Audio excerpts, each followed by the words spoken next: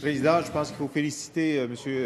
Gérin-Lajoie d'avoir, de façon infatigable, et lui qui a maintenant 95 ans, fait en sorte que le Québec ait sa marque dans le monde et qu'il continue encore aujourd'hui à œuvrer ici et à l'étranger pour la place du Québec.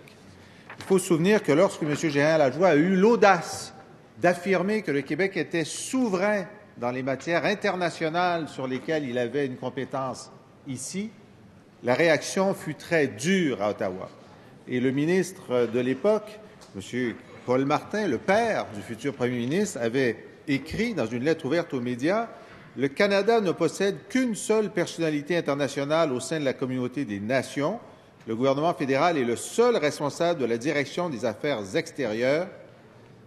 Le Québec doit demander la permission pour signer des ententes. » Ce qui est extraordinaire, Monsieur le Président, c'est que nous célébrons ici les 50 ans d'une doctrine qui fait consensus dans cette Assemblée, mais qui est toujours rejetée par le pays qui s'appelle le Canada. Le Canada ne reconnaît pas cette doctrine et, pied à pied, au cours des 50 dernières années, a tenté d'en empêcher la réalisation. Et le fait que M. Gérin-Lajoie parle de l'État national, je peux vous dire que le gouvernement fédéral, de temps à autre, refuse que le Québec utilise le mot « État » dans des ententes internationales pour parler de l'État du Québec. De la même façon, il est arrivé pour des ministres ou premiers ministres libéraux comme péquistes de devoir constamment demander la permission pour rencontrer un chef d'État étranger. Et ce n'est qu'au bon vouloir du prince à Ottawa que parfois c'est oui et parfois c'est non. Aujourd'hui, malheureusement, ce qu'on a fait pendant 50 ans, c'est de répondre à ce refus fédéral par une présence plus forte du Québec.